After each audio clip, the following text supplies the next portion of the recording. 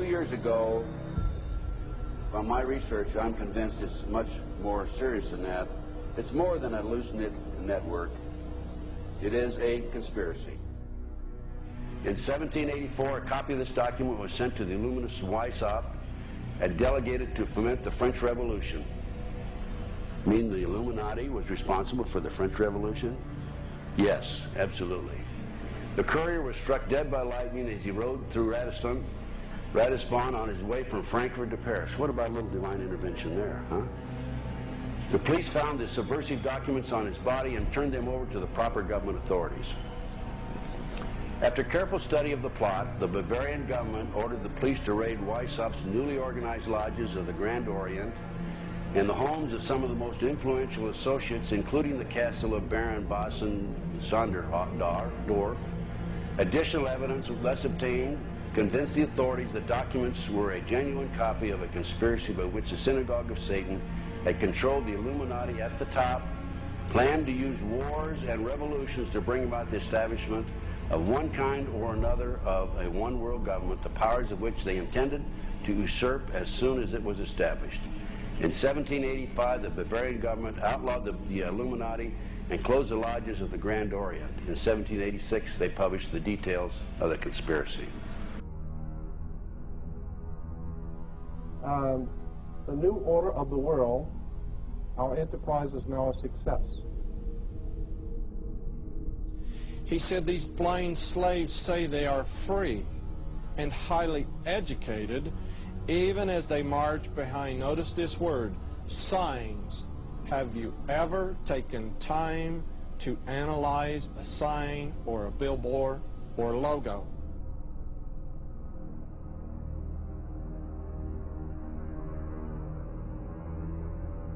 We'll start up here. In 1784, an act of God placed the Bavarian government in possession of evidence which proved the existence of the continuing Luciferian conspiracy. This explains the previous 9 pages, goes into it in detail. We don't have time to do it completely. Conspiracy. Adam Weishaupt, a Jesuit-trained professor of canon law, defected from Christianity and embraced the Luciferian ideology while teaching at Ingolstadt University. In 1770, the money lenders who had recently organized the House of Rothschild retained him to revise and modernize the age-old protocols designed to give the Synagogue of Satan ultimate world domination so they can impose the Luciferian ideology upon what remains of the human race after the final social cataclysm by use of satanic despotism. Weishaupt completed his task on May the 1st, 1776. It's a communist holiday, isn't it? May 1, 1776. The plan required the destruction of all existing governments and religions. In 1776, Weishaupt organized the Illuminati to put the plot into execution. The word Illuminati is derived from Lucifer and means holders of the light.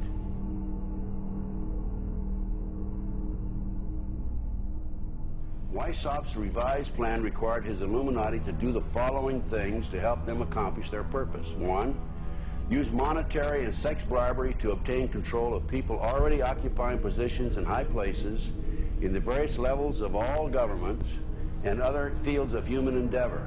Once an influential person had fallen for the lies, deceits, and temptations of the Illuminati, they were to be held in bondage by application of political and other forms of blackmail and threats of financial ruin, public exposure, and physical harm, and even death to themselves and their loved ones.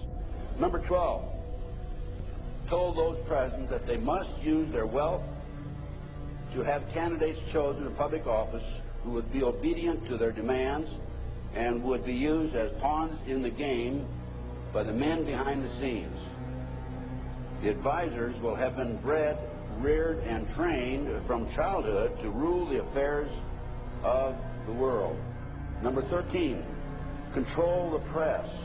Number 16, infiltrate into the secret Freemasonry to be used for their purposes.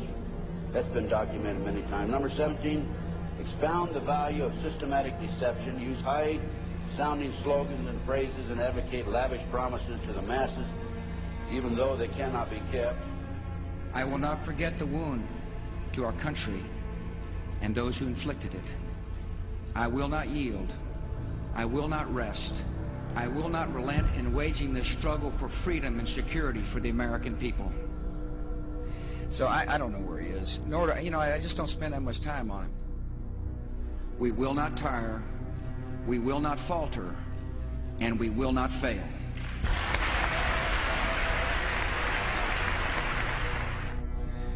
Terror is bigger than one person. And I remember he was telling me how how you're gonna see soldiers looking in caves for people in Afghanistan and Pakistan and all these places, and there's gonna be this war on terror, of which there's no real enemy. Who knows if he's hiding in some cave or not? We hadn't heard from him in a long time. Operation Northwoods, the plan called for innocent people to be shot on American streets. This is the Pentagon. For boats carrying refugees fleeing Cuba to be sunk on the high seas. For a wave of violent terrorism to be launched in Washington, D.C., Miami and elsewhere. People would be framed for bombings they did not commit. Planes would be hijacked using phony evidence, all of which would be blamed on Castro to justify an invasion of Cuba 40 years ago. An aircraft at Elgin Air Force Base would be painted and numbered as an exact duplicate for a civil registered aircraft belonging to a CIA proprietary organization in the Miami area. At a designate time, the duplicate would be substituted for the actual civil aircraft and would be loaded with selected passengers, all boarded under carefully prepared aliases. The actual registered aircraft would be converted into a drone, remote-controlled plane, their word for it. Takeoff times of the drone aircraft and the actual aircraft would be scheduled to allow a rendezvous south of Florida. I mean, he's been tested unlike any other president. This 9/11.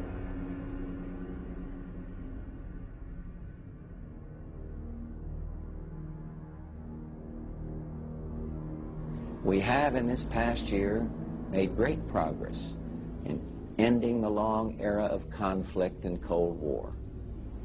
We have before us the opportunity to forge for ourselves and for future generations a new world order, a world where the rule of law, not the law of the jungle, governs the conduct of nations. When we are successful, and we will be.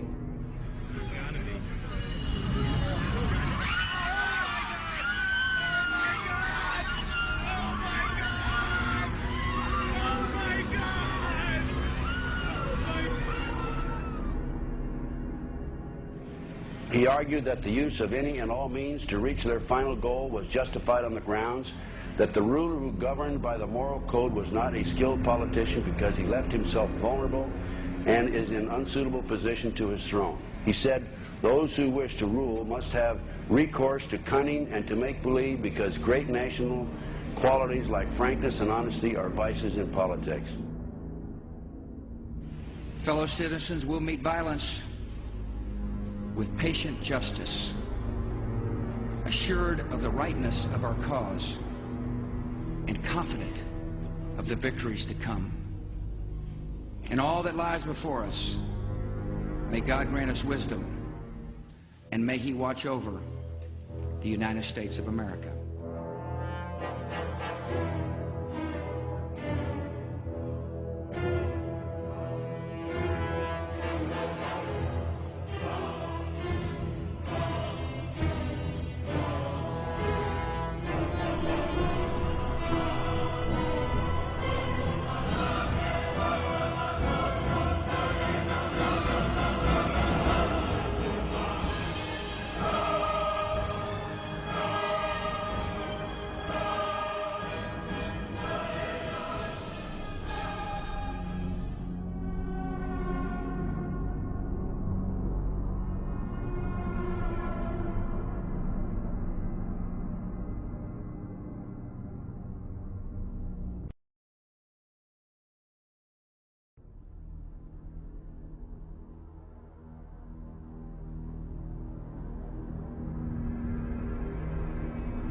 Union Banking Corporation was liquidated by the U.S. government, and Prescott Bush received $1.5 million for his holdings in his Nazi business, and that was the beginning of the Bush family fortune for all intents and purposes.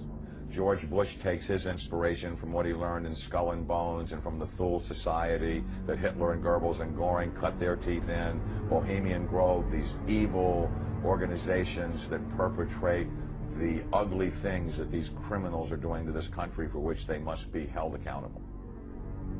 They are the most violent, dirtiest people on the face of the earth.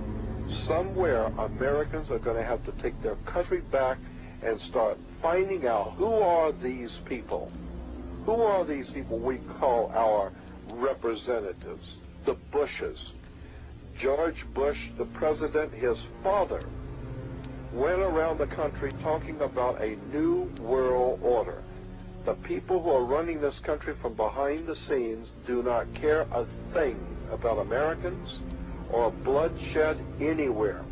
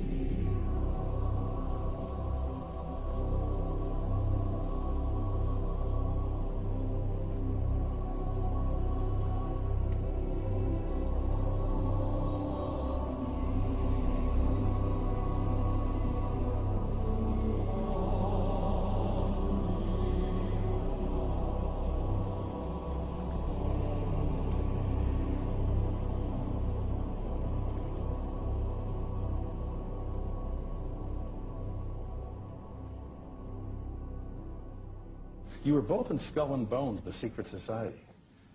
It's so secret we can't talk about it. What does that mean for America?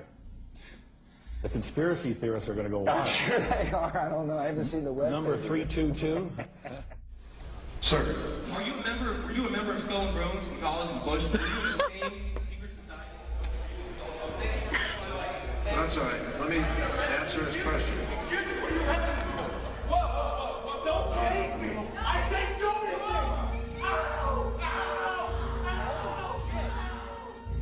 And what you're looking at here, staggeringly, is a group of people, some of the most famous people in America, in long gowns.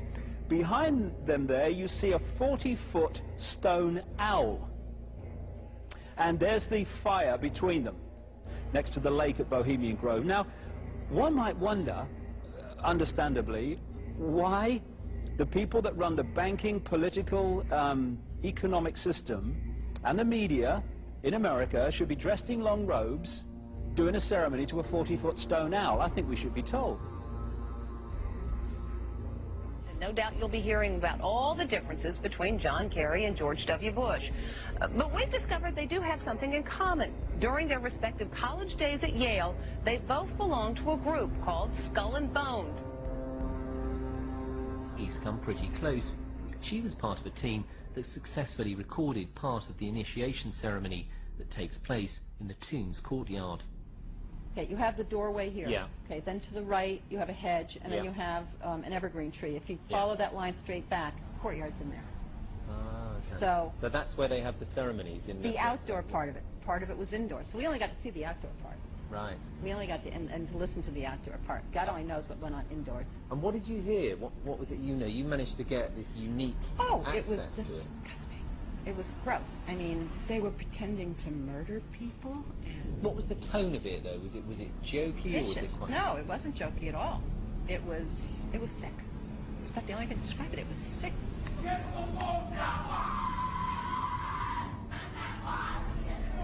What you're hearing is the first recording ever made of the Skull and Bones initiation ceremony. It has never been broadcast before.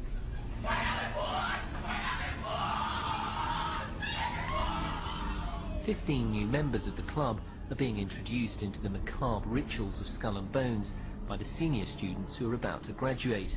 The club has what some might see as a strange fascination with death, skulls and bones. There's the chants too, difficult to hear first of all, but including the devil equals death, and death equals death.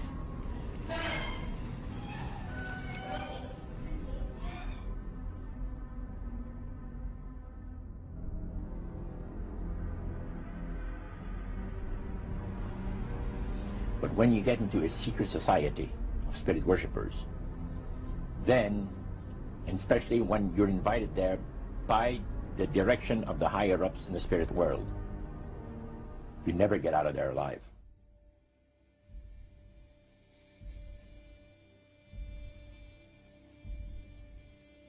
And he told us, he says, look, we worship spirits. We worship Lucifer and all his angels. They're just as beautiful as they did before they were cast out of heaven. He says there was a misunderstanding in the whole thing. He says among the inhabitants of the galaxies. And he says our master was misunderstood.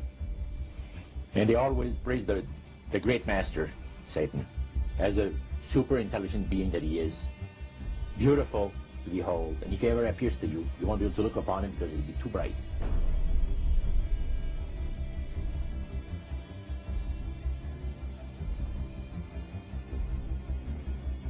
What have Herbert Hoover, Art Linkletter, Jack London, and Richard Nixon all had in common? Well, they've all been members of the exclusive all-male Bohemian Club in California, where every year at this time, the elite from around the country get together for 2.5 weeks of fun and games. Among its members are businessmen like Leonard Firestone and Edgar Kaiser, and political figures like Gerald Ford, Henry Kissinger, William French Smith, and George Shultz. President Reagan, Vice President Bush, and Defense Secretary Weinberger are members of other camps. Richard Nixon is a Bohemian, and so are high-ranking executives of such companies as Eastern Airlines, Standard Oil of Indiana, and Bank of America. Privacy is one of the Grove's most cherished virtues.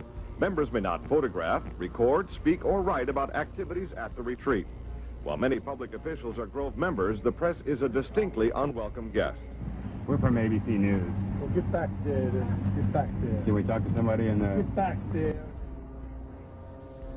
You see, for over 120-plus years in Northern California, in Sonoma County, on a 2,700-acre secluded redwood grove, leaders from around the world, prime ministers, chancellors, presidents, governors, again, the heads of industry, banking, academia, the media, Hollywood, travel there to engage in bizarre, ancient Canaanite, Luciferian, Babylon mystery religion ceremonies. We were inside 4 hours. That's only one day out of the 2 weeks that they meet there for the admitted Summer Fire Festival of the Bohemian Club.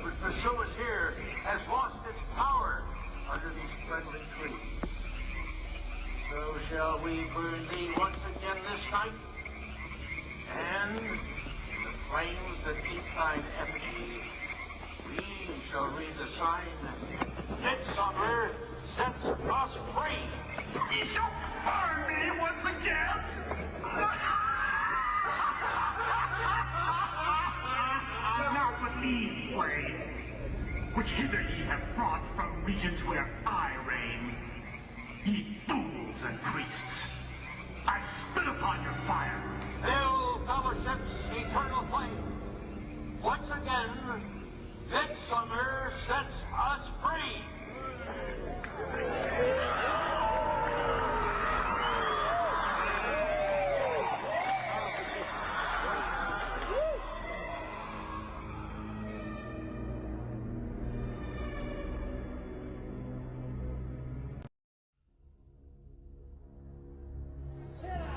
The Bohemian Club, as you say, the Bohemian Club, that's where all those rich Republicans go up and stand naked against redwood trees, right? I've never been to the Bohemian Club, but you ought to go. It'd be good for you. Get some fresh air.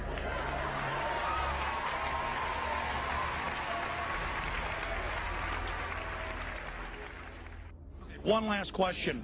I read a Washington Times article many years ago where you had a comment about the organization, and then now it's been in the Wall Street Journal, it's been in a lot of different newspapers, and that's the Bohemian Grove. And back in, what was it, 1996, when you joined as a Clinton advisor, the Republicans were criticizing you, oh, what about Bohemian Grove? And then you countered them by saying, hey, I don't run around in the woods naked. What did that mean? Here is the before-mentioned Washington Times article where he said, I didn't run around naked like they do. I don't know what quote you're referring to. I'm not aware of any quote like that. Listen, I am a happy member of the Bohemian Grove. I like the folks who come there, and it's really inappropriate for me to talk about the group beyond that. Thank you. Have you been there for the ceremony with the cremation of care? Frankly, I don't think that's something I need to talk to you about. Really? That's right. Well, I'm Alex Jones, and I snuck in there in 2000. I'm the guy that blew it wide open and got the video. It's been on national TV. Well, I disrespect you for that. You do? I do. But there's a lot of big public officials going in there. Don't we deserve to know? I don't know anything about you, and I don't know anything about your film. But if you go in there with an understanding, you violated that understanding by releasing that film, and I don't respect you for that. Really? I'm sorry. You took an understanding when you went in there that you would not do that film. And did you have an understanding when you went in there? No. Did you crash it? Yes. Yeah, and it has no trespassing signs there too, doesn't it? No, they put them after. Oh, I'm sorry. I'm sorry, sir. I've been there before. I know what the circumstances are, and I'm sorry you violated the understandings. That was not a gentlemanly thing to do. But what about the ritual? Is the ritual gentlemanly?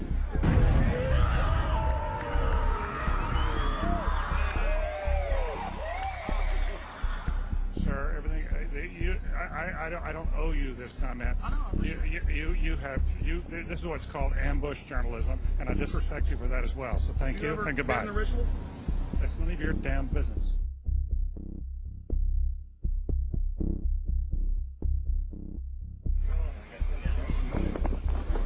Wow.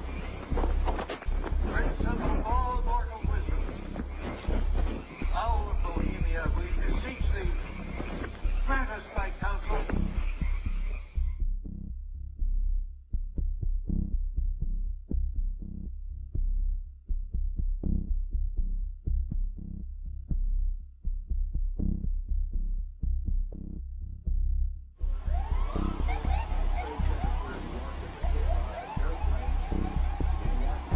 Oh, my God. Oh, my God. Oh, my God. Oh, my God. Oh, my God. I told you.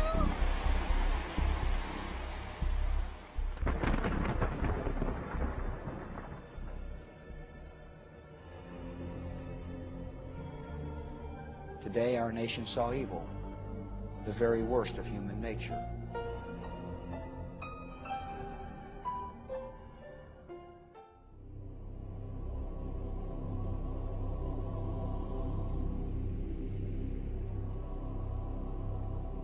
They had exactly the same agenda, and that was for bringing in this New World Order. I heard George Bush talking at that time. He was talking to Bill Clinton, and I've since photographically recorded it and wrote it verbatim in our book. That when the American people became disillusioned with Republicans leading them into the New World Order, that Bill Clinton, as a Democrat, was going to be put into the office of president. This was decided in 1984. Actually, I'd heard about it even prior to that. But that, as of 1984, they were already discussing it as an absolute fact. the CIA is carrying out mind control on countless numbers of unwitting American victims. And he even went so far as to say the basic methods that they use in this mind control: hypnosis, drugs, and torture. Three parts policy that they had adopted there. The second one was to find a way of being able to get total control of people's minds. And that would be done by taking hypnotism out of the realm of the occult and introduce it as a new science for the benefit of mankind.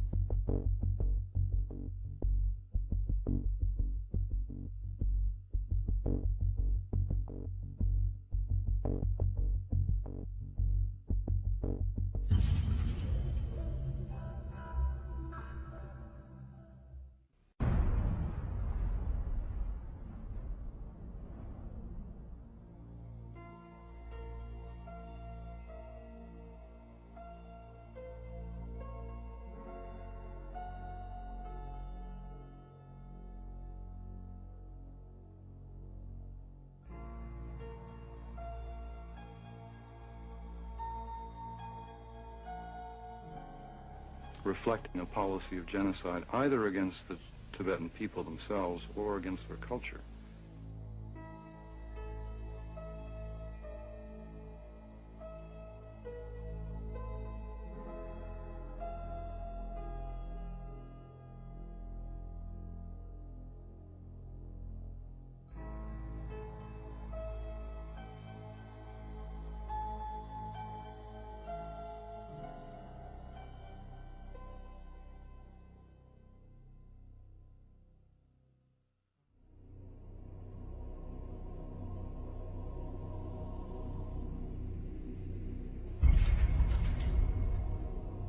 Once I realized I had met an honest, genuine, high-level Freemason who told me there were 13 levels of Freemason above the 33rd degree, and that these people were God. There was no God, they were God. So I asked them about their plans to kill people, and they said, yes, there are too many people on the planet. We need to get rid of several billion. And war doesn't seem to work, so we're going to use disease and starvation.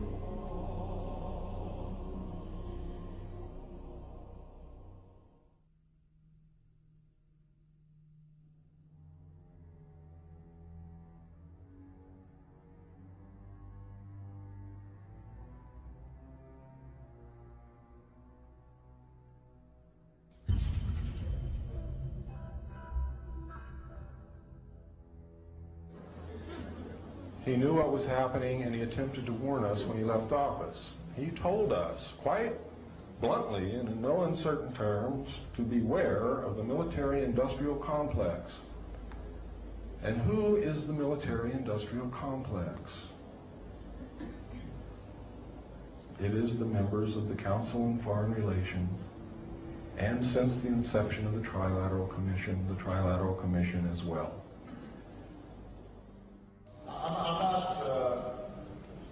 the Council on Foreign Relations, I don't know if I'm an official member. I've spoken there before.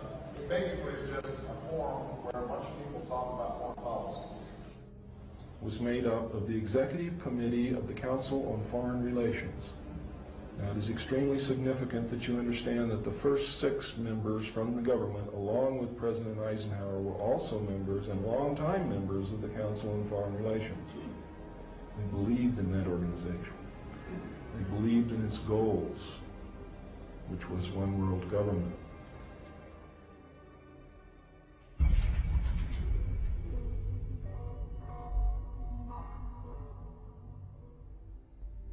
Number 15, create industrial depression and financial panic, unemployment, hunger, shortage of food.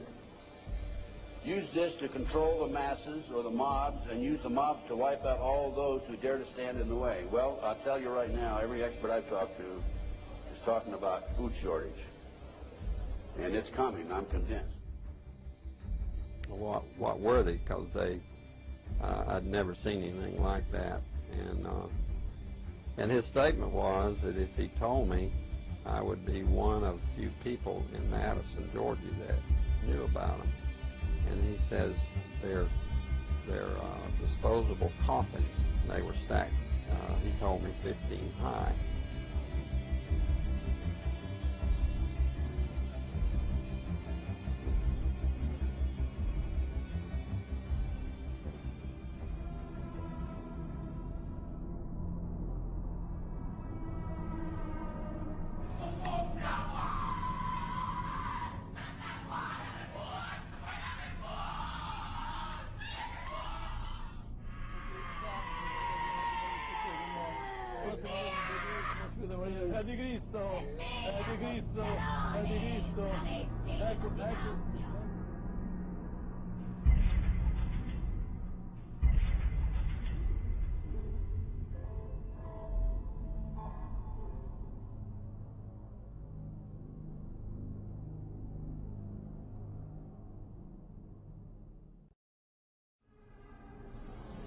One of the driving forces behind this movement, the Illuminati, is the satanic cult movement in this country today.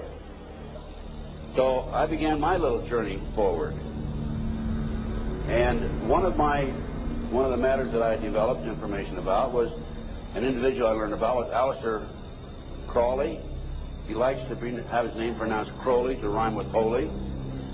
And the Satanists today, and for the number of years in the past, have basically used his philosophy and his writings as a guide.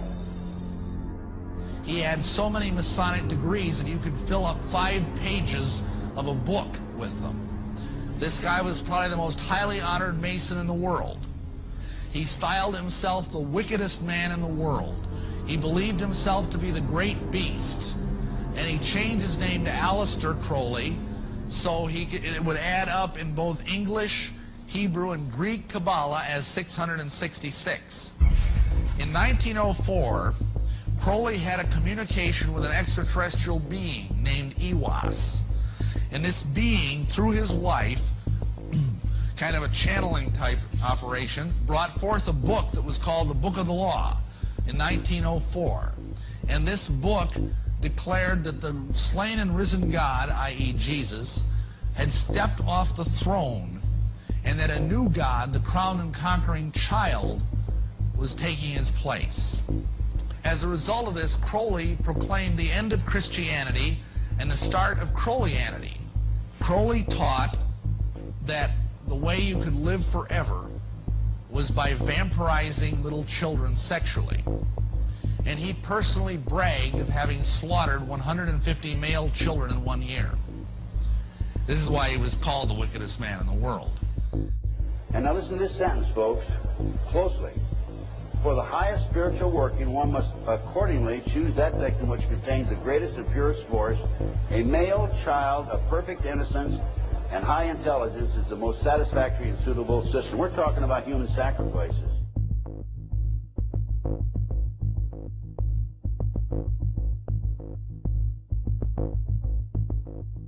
And they'd also drug them up, and they'd take a sacrificial knife and they'd start from the chest and move all the way down to your abdomen.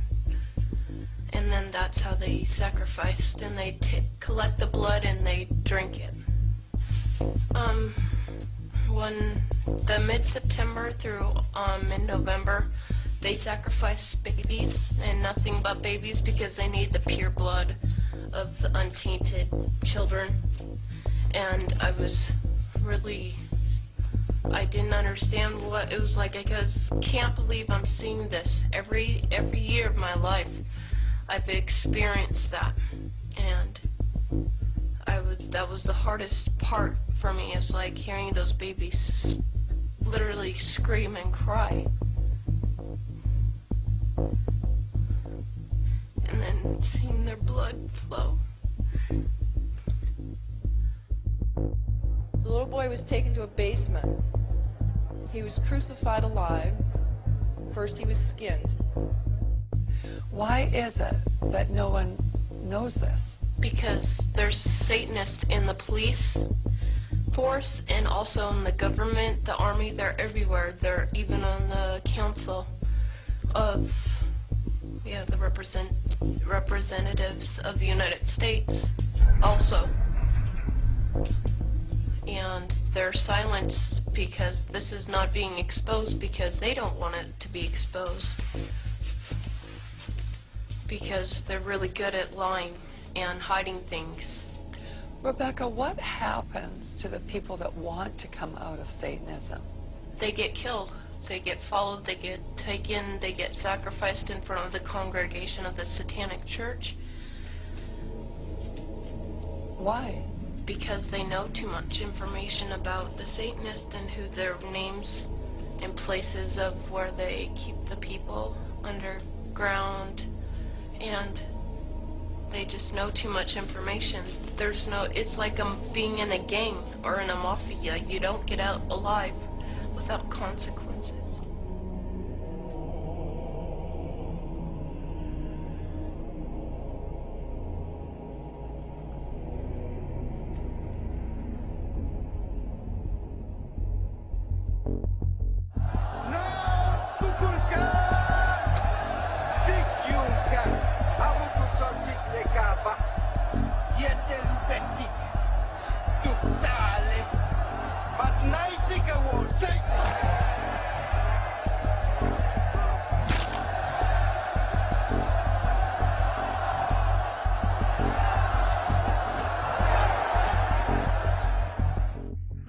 Control the world by bankrupting their own businesses. The Illuminati owns most, I would say 99 9/10 of the stores that you walk into and shop and the gas stations you go to. And they are going to destroy them on purpose. And the idea of taking over is to bankrupt the whole world where nothing is of any value and the currency does not exist anywhere, and then come back and solve all the problems.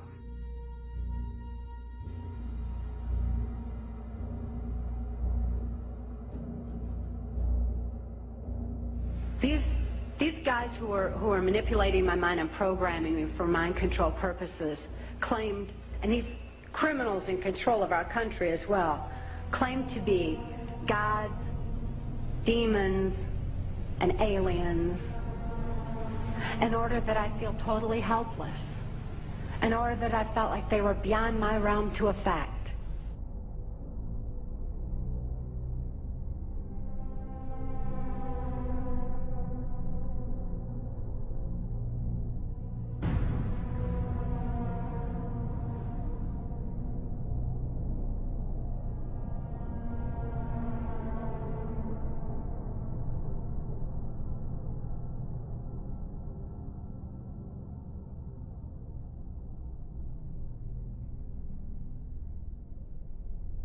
Why do they keep the aliens in a Faraday-shielded environment? Because they have a tendency to disappear right through walls. And if you can prevent the transmission of electromagnetic energy, you can stop them from doing it. Then, as the medium said, we have a very special surprise tonight for you people.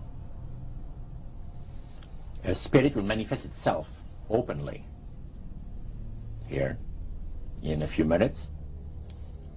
And right through the wall. Now, the lights weren't terribly bright, but they were like living room lights. A couple of floor lamps, and maybe some of these. And that translucent being seemed to come right out of the wall. How did you feel right at that moment? It's almost like my heart stopped a little bit. You know, very weird feeling. So it was a lady in a beautiful evening gown, swirling. And she said to Mary, "My dear sister, you are so wonderful to have asked for me."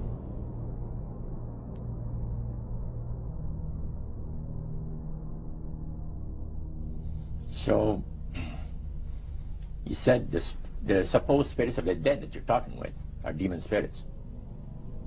They're fallen angels. They're beautiful beings. Just set it out, just like that. Oh, yeah. It didn't make you uneasy when he said they were... Well, it shocked you a little bit, something that you first hear mentioned to you. He said, you guys have got a great future ahead of you. Because we've been told, the high priest of our society, secret society, has been told that the master has very special plans for you to. Now, what did he mean by the master? Satan. He said that she was made successful in her singing career by a dear friend of hers that was the same age as she, and died when she was 18 years of age. And Loretta was trying to get into the singing world, you know, but she says, I had no success at all. Until one night I was sitting in bed reading a book, and she says, who walks right through the wall with my friend, the spirit of my friend? And she says, Loretta, I'm going to make you a very famous person in singing Western country music, and I will be with you all the time. She said her voice went through me, the power. See? And you saw this in a television documentary? Yeah. Yeah. This was, I believe, 1976 it took place. Now, the priest explained that when people believe in this business, they are actually opening themselves to be completely deceived by demon spirits, because it gives the demon spirits an opportunity to impersonate the dead. See? And for people to believe their lies. Isaiah 14 and 11 even speaks of vials being built into his body. Vials are pipes. The piper's calling you to join him. The Illuminati doesn't produce rock music to entertain you. They don't produce rock music to make money. They don't need that money. They own everything anyway. They do it to put demonic influence in your life.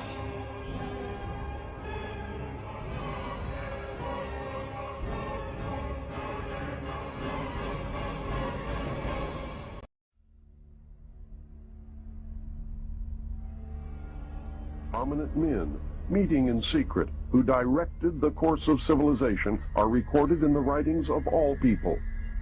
The oldest is the Brotherhood of the Snake, also called the Brotherhood of the Dragon, and it still exists under many different names.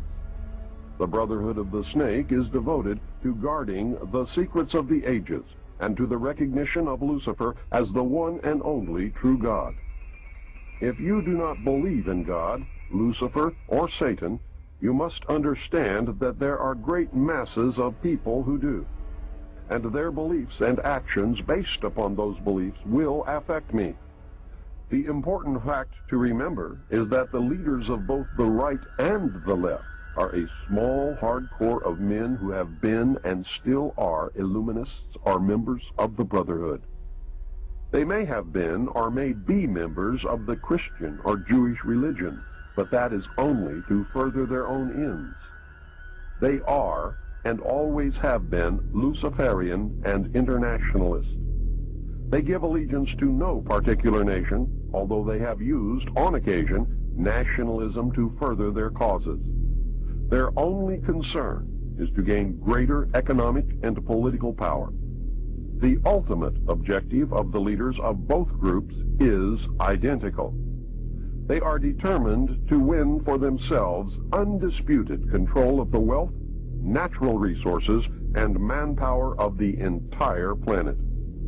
They intend to turn the world into their conception of a Luciferian totalitarian socialist state. In the process, they will eliminate all Christians, Jews, and atheists. You have just learned one, but only one, of the great mysteries. But now it had to change. Lucifer says we have to make sure that people, humans, get to believe that Satan and his angels do not really exist.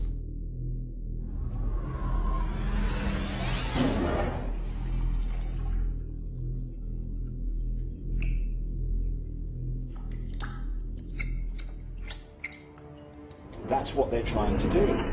They're trying to disconnect us from multidimensional infinity so that we don't see the world from that perspective, and therefore see through the illusion and see through the nonsense and see through the lies.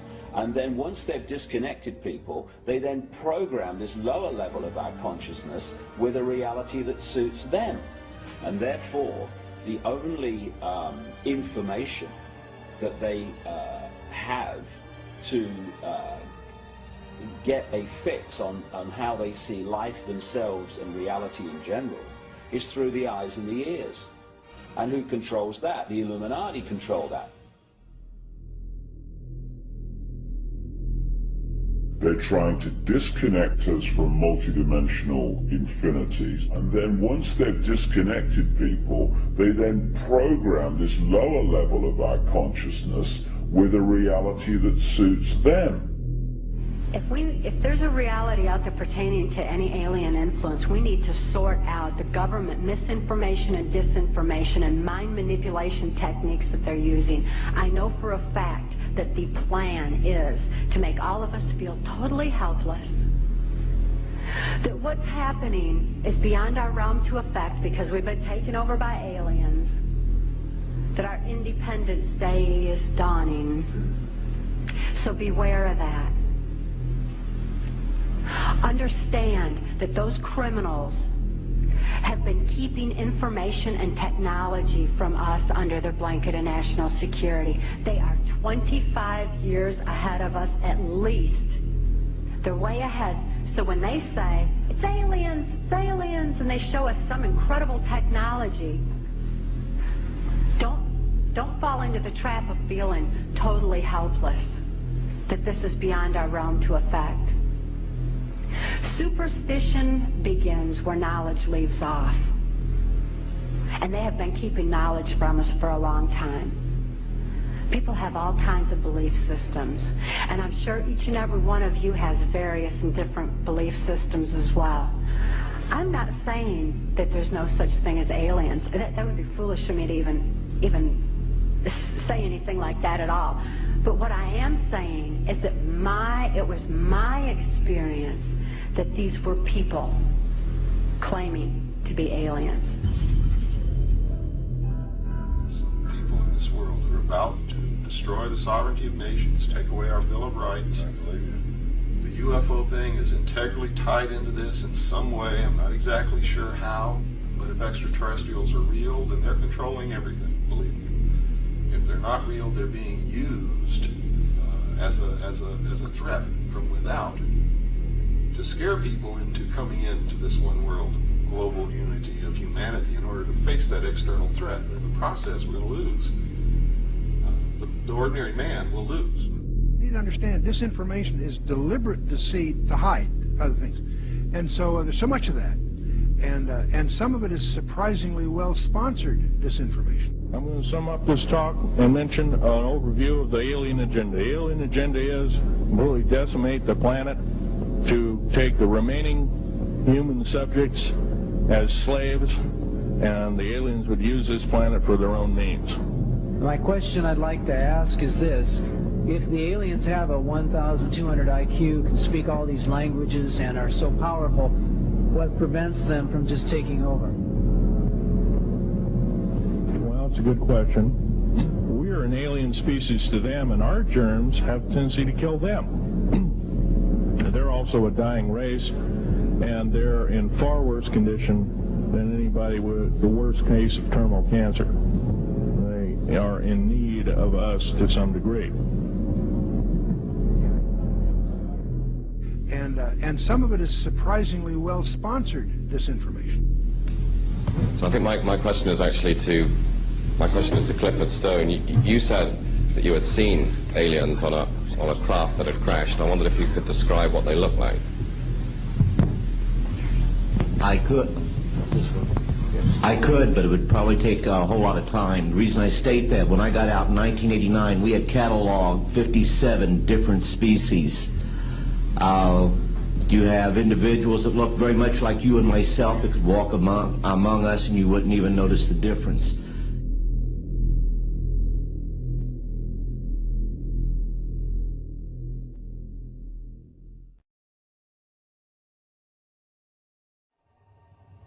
The situation is that you have various types of what we normally call grays. We didn't call them grays in the military, but you had at least 3 types of the grays. You had some that were much taller than we were. The unique thing that I'd like to point out for the most part is that the entities that we did catalog were in fact humanoid. Now this created a situation where the scientific community was trying to figure out why that would be the case. Because you would expect that if life evolved on other planets, that they would take on some type of other being, so to speak, not necessarily look humanoid or be bipedal such as we are. But apparently we got quite a few of the species out there that are humanoid in appearance, and that creates a question that yet has to be answered by science.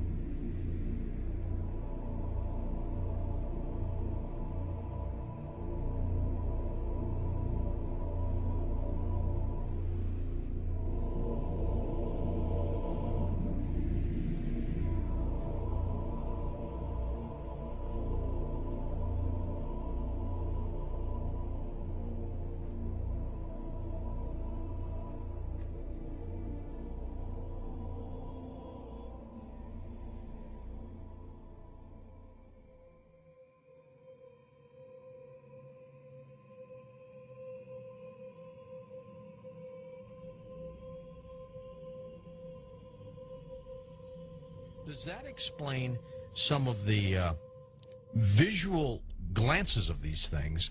They seem to just simply disappear. They're gone. Exactly. I mean, they're appearing out of nowhere and then disappearing right in front of people, and that's why scientists who have no axes to grind, they just say that it doesn't make that much sense. And also, if they're just trying to observe us, to take account of what we're doing on Earth, I mean, after a while, after so many months or years or centuries, it kind of gets old. They either would take us over, or they've already discovered all the information they need to know about Earthlings, and so they're just going to take us over or make first contact and just sort of do what they need to do next. To endlessly observe us, it doesn't make any sense. It's something where, and also see, we have all these sightings, as you know much better than I do. Where are they landing? We don't see them getting out to get anything to drink or to eat. We don't see them. They've never tried to make contact with any large amount of people in a major city, and so this doesn't. And also all the endless medical procedures that the people who have claimed to have been abducted. Why the endless medical procedures? I mean, if we're talking about such an advanced race of alien beings, they don't need to do that over and over and over again. Interesting perspective. Let's talk about some of the facts out there of evidence that may support your conclusion that the UFOs are spiritual phenomena, not physical like so many other people also believe. What can we pinpoint again? Well, again, it's something where you cannot have a material or a physical being penetrating the ground, penetrating the water, appearing in front of people, then disappearing instantly, and then also changing colors, sometimes only when they're accelerating, with every color in the spectrum has been reported. Many UFOs coming and making one UFO breaking apart and then going into multiple UFOs. It doesn't make sense. And then not only just that, but to get into the fact of how far they're traveling and the speed that they would have to travel, and just the other problems with cosmic dust and traveling at the speed of light, and then running into those bits of cosmic dust, the explosions that would be created, the amount of energy that would be consumed and traveling from these distances. Just all those kinds of things really scream out that you're dealing with a spiritual phenomenon, not a material or physical phenomenon.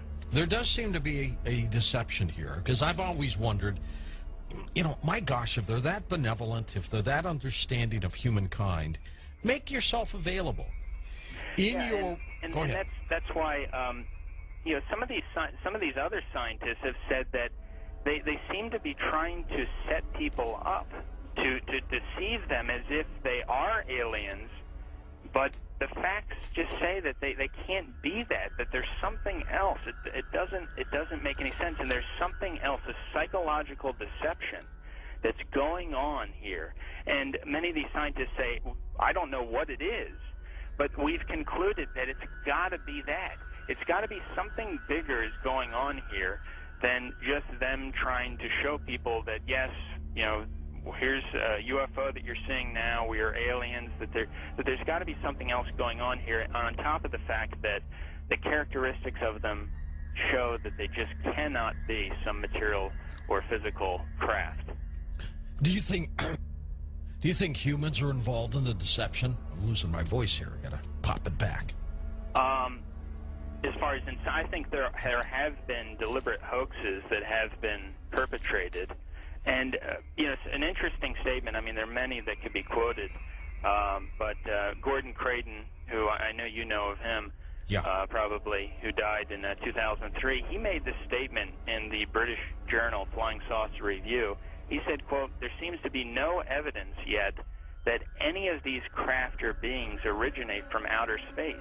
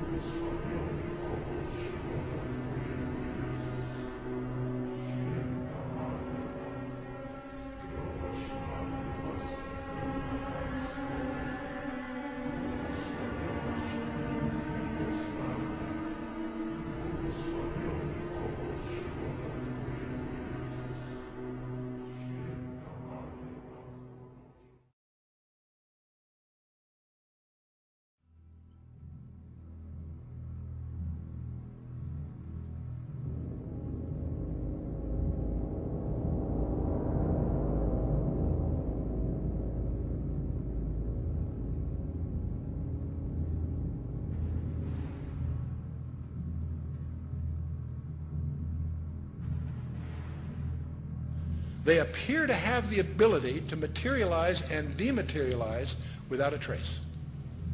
One of the great mysteries of the UFOs isn't seeing them, is trying to figure out where are they when you don't see them. Some people say, well, they're from another galaxy. Most physicists will debunk that for lots of reasons. They seem to pose that way, but for lots of, if they came, there are that many coming from another galaxy, you'd think you'd sense the traffic. We'll come to with some more reasonable explanations, and you're going to discover the two top researchers in the last century, really, is Jacques Vallée, France, and J. Allen Hynek, the American. Now, J. Allen Hynek was head of astronomy at Cornell, and he set out to debunk this nonsense about UFOs, and he became one of the most ardent, competent, balanced researchers in the trade. J. Allen Hynek, he died a few years ago. Both of these respected researchers came to the conclusion that they're not intergalactic for lots of physics. There are a lot of physics rebuttals to that conjecture. They both argued that these things are demonic. Their term. They've written many, many books. You can check them out. These are not religious people. They're not people with any kind of personal agenda. But they came to the conclusion that these things, on the one hand, and by the way, we take for granted that we strip away the nonsense and the hoaxes, set that aside. There's tens of thousands of files you have to wallow through. When you cut through all that, there's still a core group, a substantial core group of real events that need explanation. And so on the one hand, they exhibit physical properties on the one hand. On the other hand, they also violate all physical laws. And so the conclusion from that both J. Allen Hynek and Jacques Vallée and others have come to is that they're hyperdimensional, that somehow they come from another dimension periodically.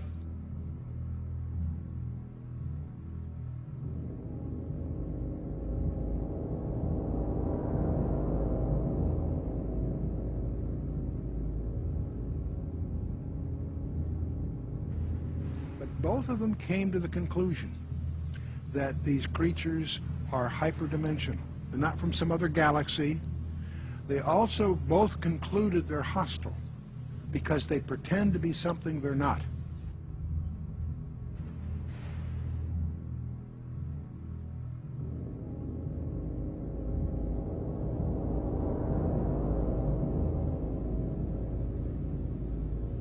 Just getting the image. Franklin, we see a long line, a couple of star-like things, and a lot of things swimming in the foreground. Can you describe what you're seeing? Well, the long line is a tether, and there's a little bit of debris that kind of flies with us, and it's illuminated by the sun at such a low angle. So there's a lot of stray light, and it's getting washed out quickly, but Claude is trying to do a quick, good job here adjusting the cameras. It wasn't until a few years ago that I really started to get into researching all this information, looking at, going through thousands of pages of information about UFOs that just confirmed, what I had already believed about this phenomenon. That I believe the evidence clearly points that they are, in fact, demons. And, there are others, Brother Michael, who are now beginning to believe that as well. So you're not out there all by yourself anymore. So these demons would make them then spiritual phenomenon. I would take it, right? Yeah, I think when you look at it, there's certain characteristics that everyone will agree has been seen and demonstrated also by these UFOs, such as they penetrate the ground, they penetrate water, they disappear in front of people, they appear right in front of people.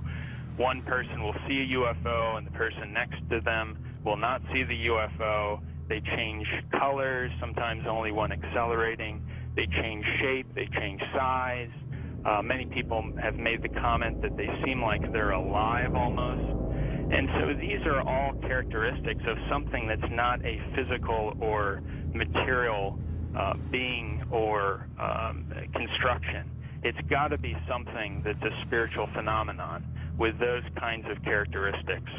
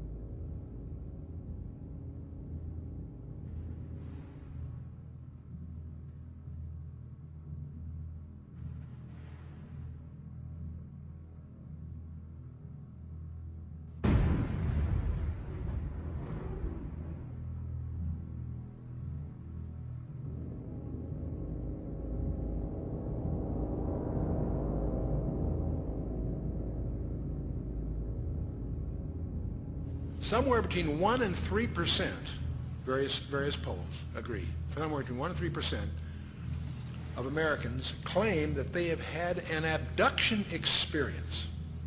That's over 5 million people, or in that neighborhood. Not a few thousand deranged people, not a few, disaffected. This is, we'll talk a little more about this. This is a very, very disturbing phenomenon in the counseling profession. Now, part of the problem of the UFOs is they have some paradoxical behavior. On the one hand, they're seen by multiple competent witnesses. They are plotted on radar, sometimes multiple radars simultaneously. They leave tangible traces on the ground, sometimes radiation, evidence of burning, and other things. So they are apparently real in the sense of being physical, on the one hand. There are photographs. Sometimes they show up on photographs, sometimes they don't. But here's the problem. While they seem to be tangible on the one hand, they exhibit behavior that can't possibly be physical. They can go in excess of 6,000 miles per hour without sonic booms. What on earth does that mean? I'd like to know how they do that trick. They've been plotted making right-angle turns at over 16,000 miles an hour. That defies the laws of physics. That's now perhaps the most disturbing thing of all. They appear to have the ability to materialize and dematerialize without a trace. In his book, Secrets of the UFOs, ufologist Don Elkins made the following observation. I have found that some people can achieve the contact phenomenon simply by being hypnotized, and the same general message permeates over 90% of the millions of words received by thousands of people around the world. No one knows what hypnosis is. No one knows what goes on in the mind. It's an altered state of consciousness like yogis and witch doctors have been practicing. It loosens the normal connection between your spirit and your brain, and of course if the hypnotist can control you, make all kinds of suggestions, make you think things are happening that are not happening, make you think you have powers that you don't, experiences that you haven't, even implant memories. Other beings, if there are other minds out there, they could also do the same thing.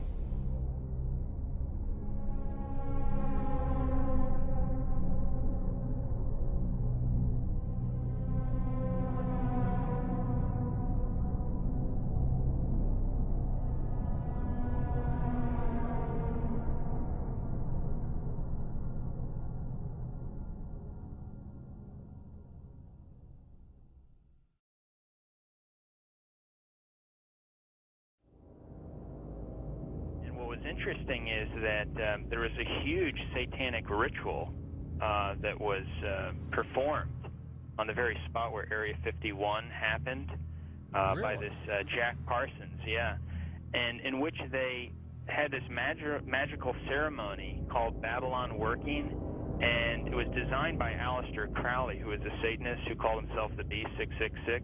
Yes. And the purpose of this series of magical ceremonies, which was performed on the spot of Area 51, where it's now located, was to unseal an interdimensional gateway, they said.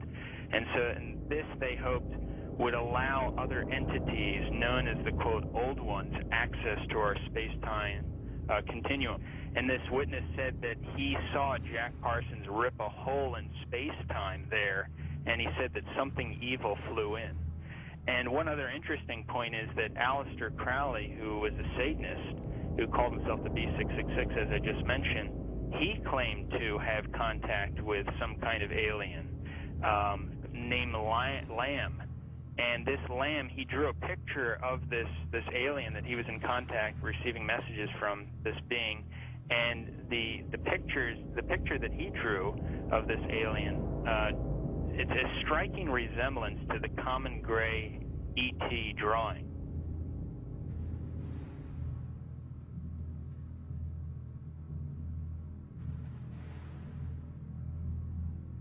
And obviously they have the secret base there where advanced aircraft is being tested. And so it's not one or the other, it's actually both. And what's interesting is this fellow Jack Parsons, who was the main person involved in the satanic ritual, he was involved in creating some of the most advanced technological stuff that we have right now in rocket propulsion systems. He was even involved with a lot of stuff that NASA does. They even named a crater on the moon. It's called the Parsons Crater. It was named after Jack Parsons. Right. So you see all the connections here. You know, I've long believed that if there is satanic activity on this planet, and I believe there is, if they are in constant communication with these demons, or even if they conjure them up, Brother Michael, is it possible they do with their rituals and things like that?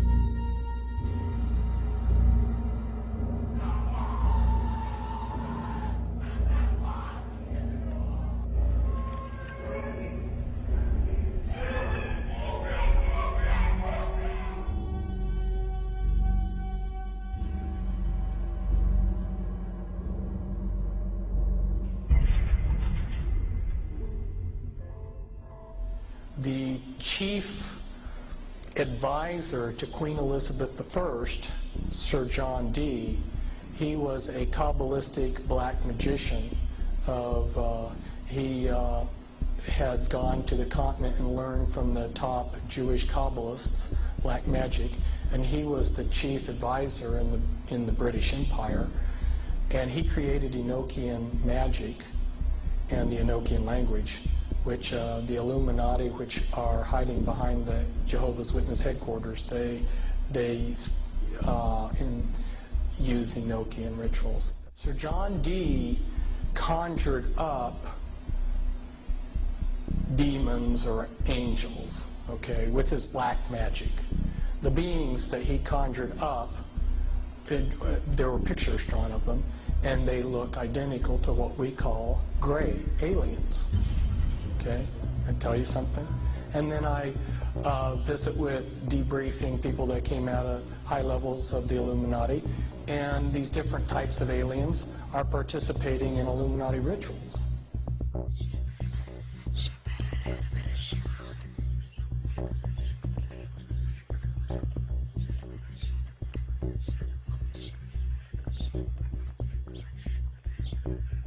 Oh man, I don't know where to start. They're gonna they'll triangulate on this position really soon. Well, you can't spend a lot of time on the phone, so give us something quick. Okay, okay, what we're thinking of as aliens are they're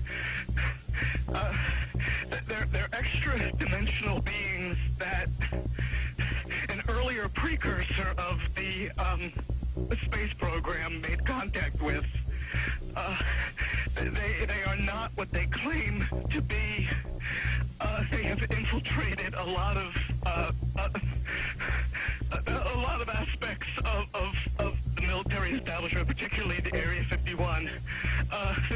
The disasters that are coming, the military, I'm sorry, the government knows about them, and there's a lot of safe areas in this world that they could begin moving the population to now aren't. But they're not doing anything. They are not. They want the major population centers wiped out so that the few that are left will be more easily controllable. Discharge.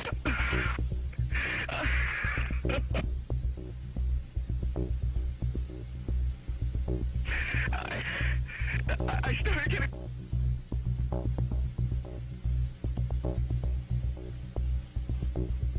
In some way, something knocked us off the air, and we're on a backup system now. It's the government, or... I don't know. It has to be something, though. Well, did you hear... Now, you tell me, because you were listening. That was awful strange. There was a really weird guy on the air when it went off? Yeah. Hello? You didn't disconnect me before, did you? Were you on earlier tonight? No, not, towards the end of the last hour, you said, east of the Rockies, you're on the air, and your voice was immediately replaced by the operator saying your party has not connected. Oh, well, see, as you can now tell, I don't screen calls. So what happened, obviously, was that I answered the phone just at the very instant that you had been ringing, as long as they were going to let you ring. Yeah. And so that occurs, obviously. Sometimes I go to a line and it's dead and nobody's there, and that's what's happened. You know, we just were on the cusp there. Anyway, I'm glad you made it back through. Yeah, you got all my paranoia buttons running. I always get very nervous when I call you. I'm Brian. I hung up on you last week. I see. And I just figured, damn the torpedoes. I'll just do this and let the chips fall where they will. All right. Everybody, I am the Area 51 caller. That's my statement, and let you or whatever tear it apart.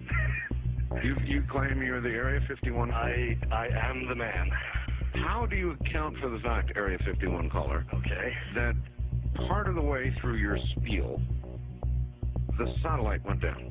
I have no idea, and it scared the heebie-jeebies out of me that night. I've called a number of times on your specialty line nights doing different, kind of wacky characters, and I didn't know what you wanted me to do. I knew it was very difficult for me to prove to you, but I just thank you for your patience in dealing with me up to this time. All right.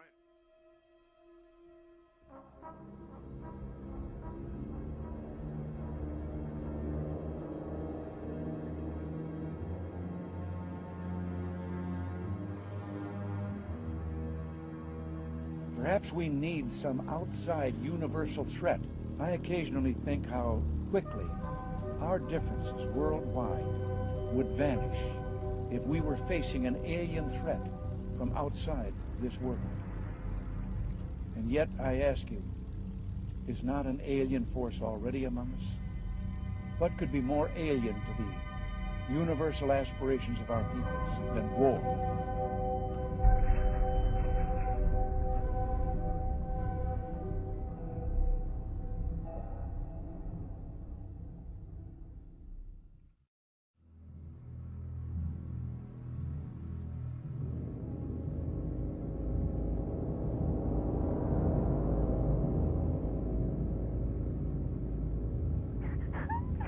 I pray that her mind may be opened to her.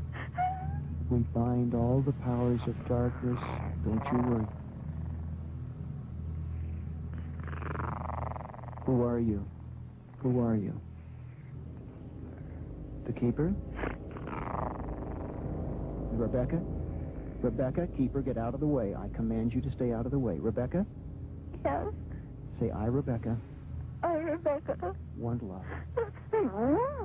Stay out of the way, Keeper. Stay out of the way. Love. I want out. I want out. Say, I put my trust I put my trust in God. in God. In God. Stay out of the way, Keeper. God.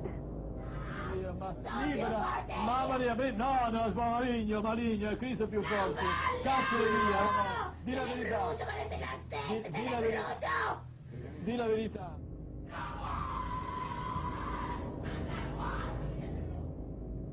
So what they're doing, in effect, is using the secret society network they've set up to manipulate these bodies into power, but in doing so, they're putting themselves into power because they're controlling the mental and emotional processes of these vehicles.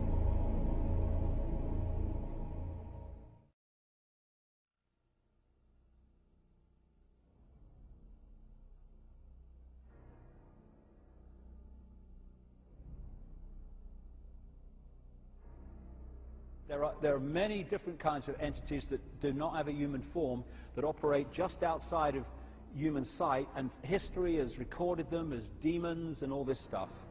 But the reptilian part of it seems to be very significant to the controlling systems on the planet today.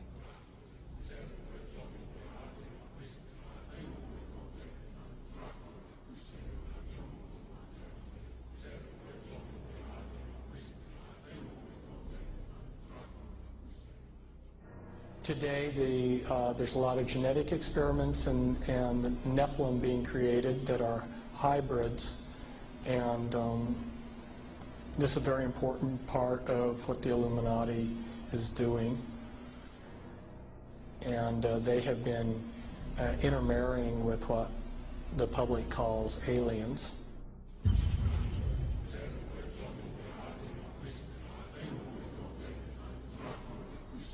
So that these people aren't human as we would know human. They've been pretty thoroughly demonized. The bottom line is I have concluded that there are no good aliens. The aliens are demons. And we've got a mixture going on of demons and flesh and blood. And we've also got other genetic experiments.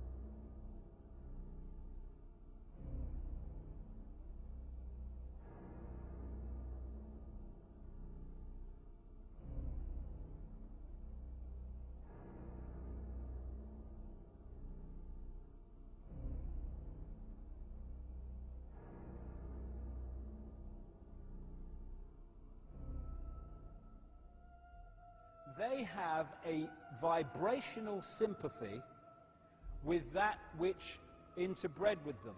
And this doesn't have to be physical interbreeding either. Remember, a demon, get the little spooky picture. They are a fallen angel, an unclean spirit. They can assume any form or go into anything. I have concluded that there are no good aliens. The aliens are demons.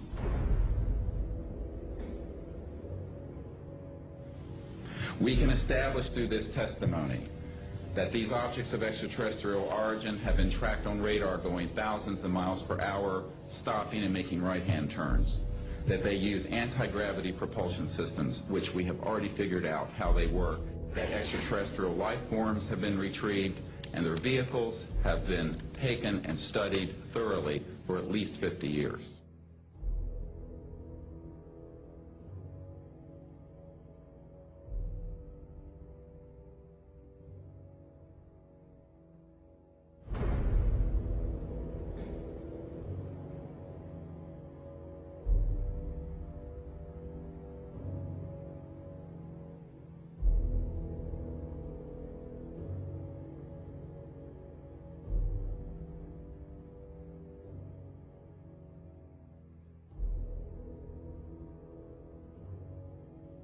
It's human nature to want to believe in some race of benevolent space brothers that will come and save us from ourselves.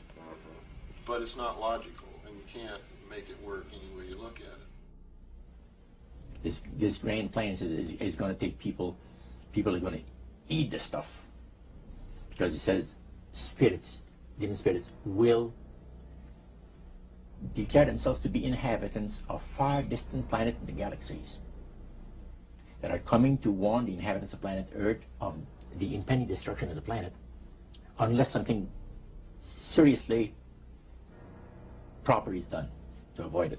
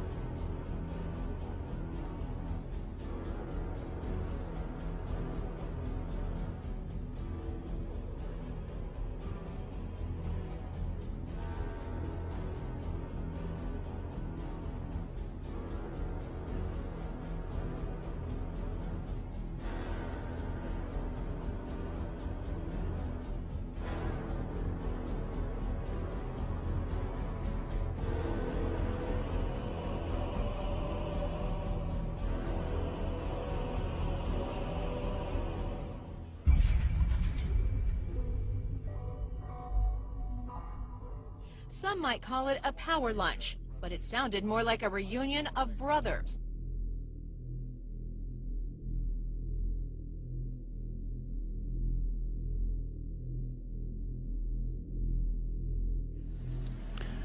The Illuminati were to obtain control of the press and all other agencies which distribute information to the public. News and information was to be slanted so the Goyams would come to believe that a one-world government is the only solution to our many and varied problems. Their plot, their plans, their conspiracy remains invisible. The whole agenda is to create a one-world government where everybody has an RFID chip implanted in them. All money is to be in those chips, right? There'll be no more cash. And this is getting me straight from Rockefeller himself. This is what they want to accomplish.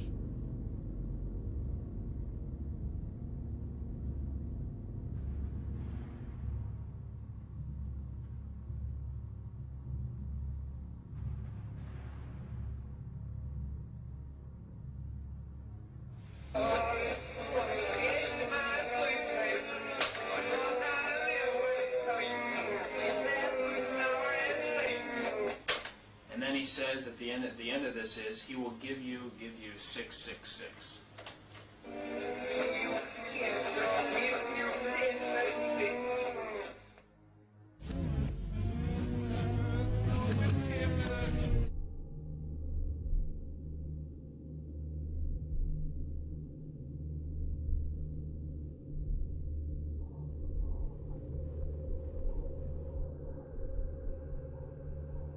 Behind them is a cult of evil, which seeks to harm the innocent and thrives on human suffering. Evil has found a willing servant.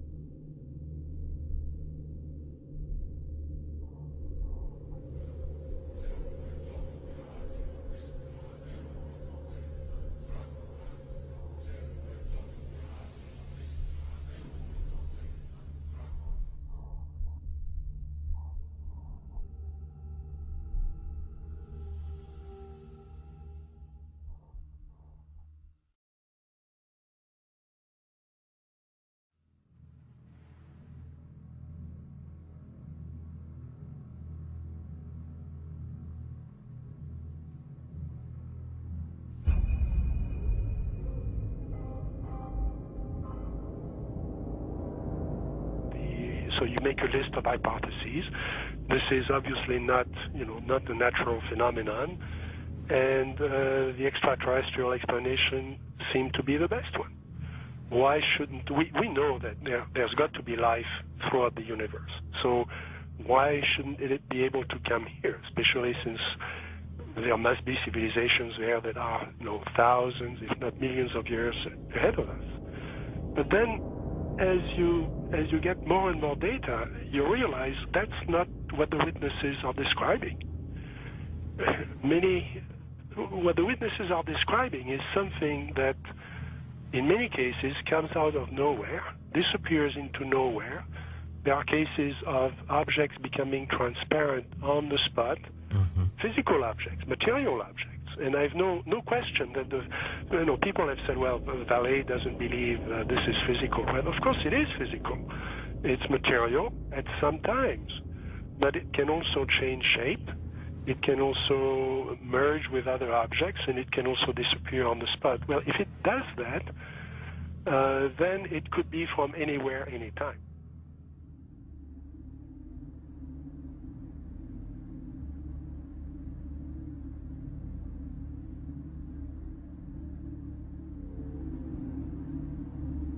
We always try to, to discredit the old legends, trying to say, no, these people were crazy, they thought everything was possible. But now we have the videos, and that's the big difference. Could you believe There are videos now of probably angels in the sky.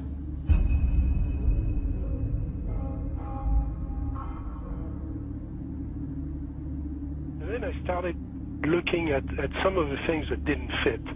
And one of the things that I had to ask is, when did this actually start? Every UFO book starts with, on June 24, 1947, Kenneth Arnold saw something about Ukraine and so on. Well, that's not really true. I mean, we have data from the 30s and the 20s and from 1896 and 1897 all over the United States, and then you can go back in history. And many people don't want to hear that. They want to hear that this is, if you follow the first level extraterrestrial theory, then ETs, discovered us when the atom bomb went off and they came here to study us. Well, that's not what the data says. So when did it start? And I found an enormous wealth of data going back to medieval times and even before. Of course, as you go back in history, you lose the cultural context, and it's harder to understand the data. But in medieval times, there were records, especially the records of the church, that were kept very, very carefully about strange phenomena. The skeptics are always saying, well, give us your best case and we'll take it apart. There is no such thing as one best case in any field. You have to look at an accumulation of cases and look for patterns, and then that's how the phenomenon reveals itself to you. And for a long period of time, or for a period of time, I believed it was extraterrestrial. I now believe it is interdimensional, the phenomena. In other words, we're looking at so-called spirit beings from another dimension. And I back this up in the new book by equating it to ancient manuscripts where these beings manifested to human beings and what their reactions were, and then comparing it to reactions present day of people who have had encounters, and the similarities are striking. Because first of all, you say to yourself, why would let's say anyone deliberately crash saucers in Roswell, New Mexico, and then allow the bodies to be retrieved? What are these bodies, in fact? And it took me a long time to figure this out. And this is a theory, okay? There's a difference between the grays, the little guys, right, that we see that have now been enculturated with the big black slanted eyes that are about 4 feet tall, all right? Those, let's just call them the grays because pretty much everyone knows them as grays. But there's another creature which people and abductees talk about that they see on board the ships, and these are tall beings, and they assume different forms. Sometimes they can appear as reptilian, other times they can appear as insectoid, other times they can appear as Nordic. In other words, in my opinion, they're shapeshifters. Now, why would I say that? What backs it up? There's a scripture, once again, from our spiritual handbook, which says that basically fallen angels can appear as angels of light if they so choose. Okay. They can appear as angels of light if they so choose. That's a shapeshifter, but it shapeshifts. It can appear as whatever it wants to.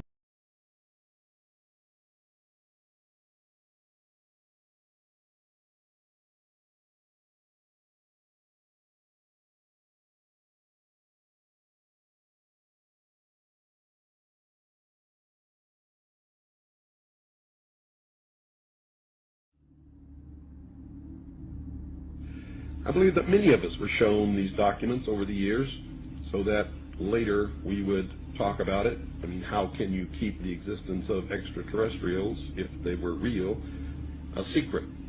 And how could anyone keep quiet knowing that they had seen documentation, official government documents labeled top secret, that expressed that these extraterrestrials were real and had visited this earth? I wanted to know just how true all of this was, and I began a program of research to find out if extraterrestrials were real. What I discovered was amazing. What I discovered, ladies and gentlemen, is that there has been a plan in existence to create an artificial extraterrestrial threat to this earth in order to create a one-world totalitarian socialist government.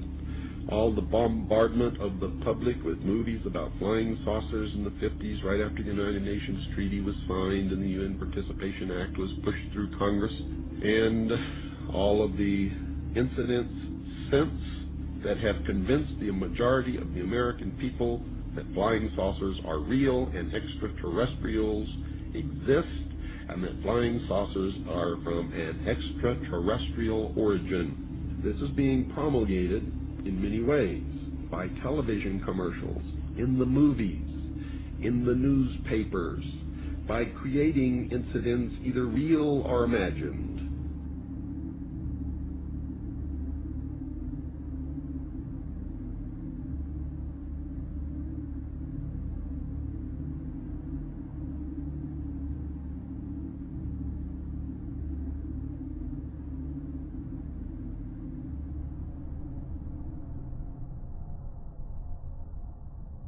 I mean, how can a nuts and bolts spacecraft, you know, two objects that are supposed to be made of metallic steel, fly into each other at thousands of kilometers an hour, become one object and then fly off in another direction?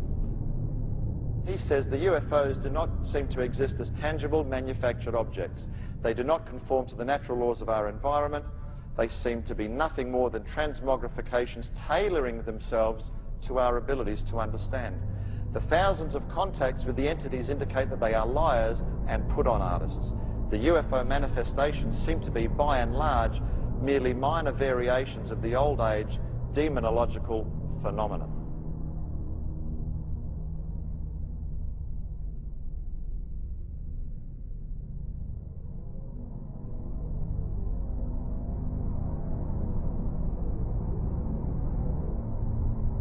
And again, the researchers will show you that the messages being received are deceptive in nature.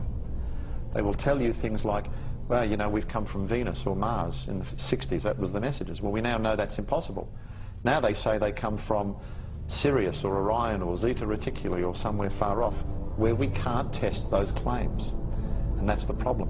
And some of the stories they've told us, like that, we know to be demonstrably not true. And if someone comes to you, Chris, and tells you a story and does all these things and says, I'm here to help you, but then does brutal things to you and then lies to you, then I don't think trust is a good place to start.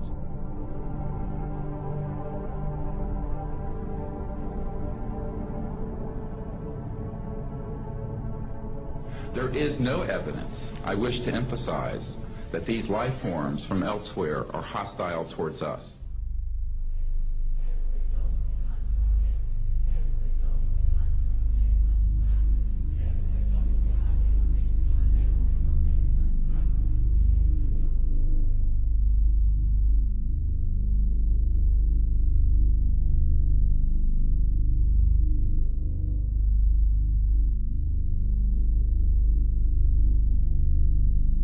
Better way to implement a plan to bring about a one-world government than to create the possibility in the minds of the people of the world that we are being threatened from some other species, from some other planet, and do it in a way that if anybody questions it or challenged it or wants to talk about it publicly, that they are ridiculed.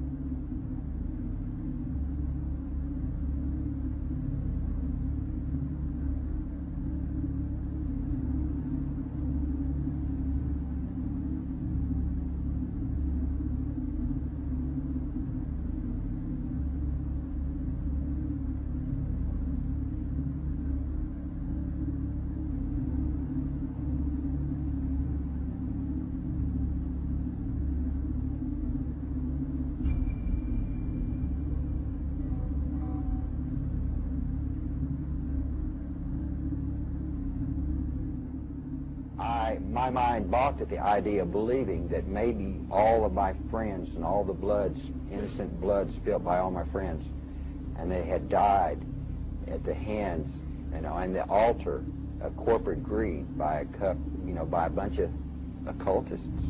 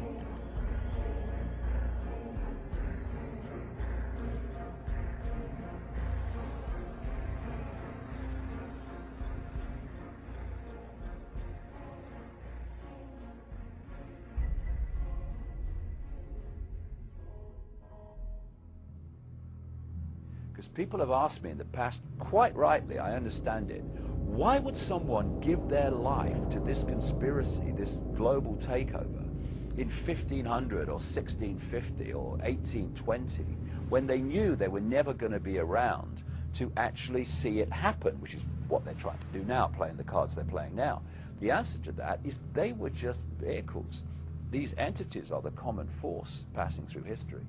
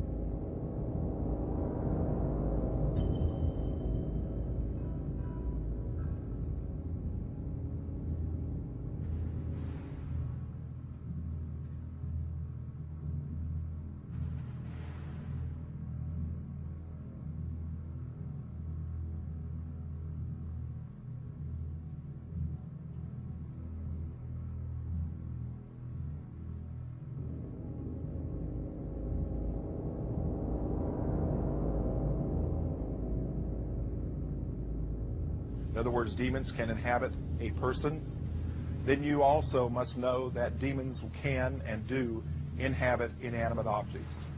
I've seen it happen over and over again.3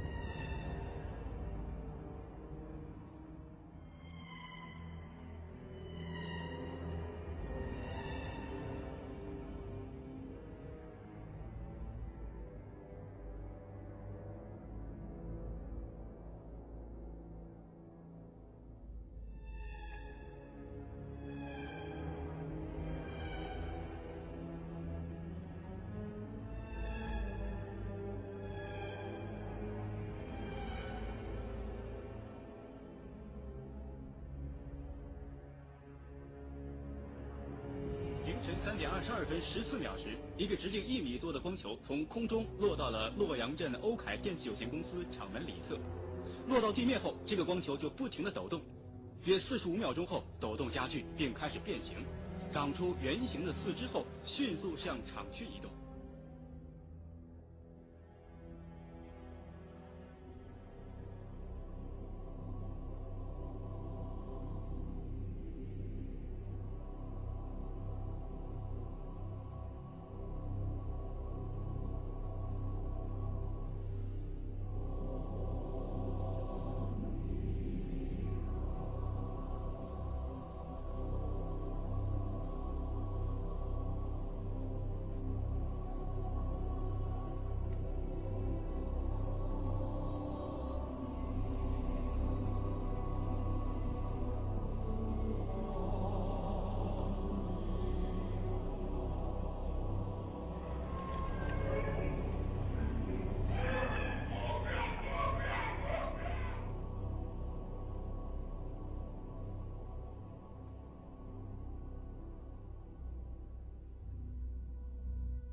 And said you're going to see guys going into caves looking for looking for people that they're never going to find.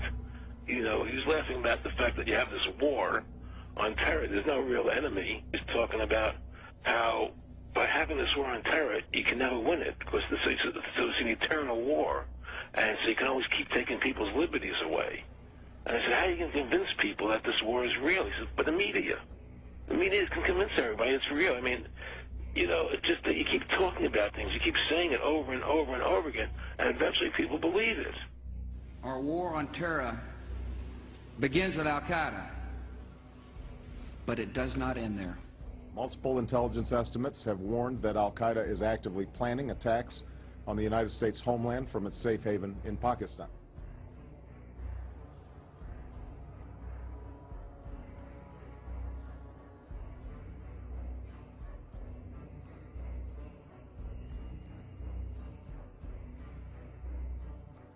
The last time you had an actual president was Kennedy.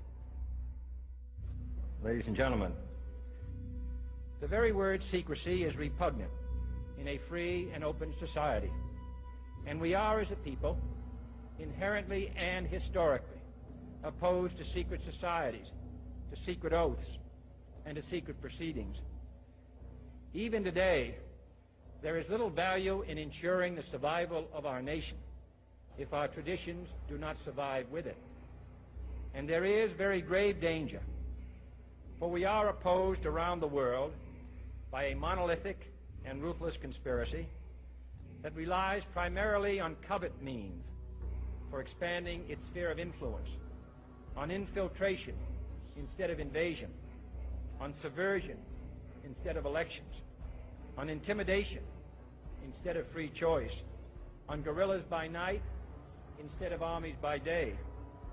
It is a system which has conscripted vast human and material resources into the building of a tightly knit, highly efficient machine that combines military, diplomatic, intelligence, economic, scientific, and political operations. Its preparations are concealed, not published. Its mistakes are buried, not headlined. Its dissenters are silenced, not praised. No expenditure is questioned, no rumor is printed, no secret is revealed. But I am asking your help in the tremendous task of informing and alerting the American people. Confident that with your help, man will be what he was born to be, free and independent.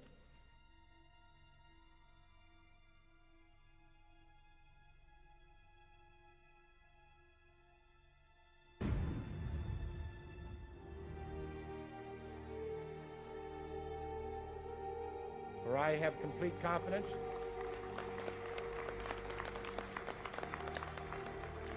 in the response and dedication of our citizens whenever they are fully informed. When we are successful, and we will be. And we will be.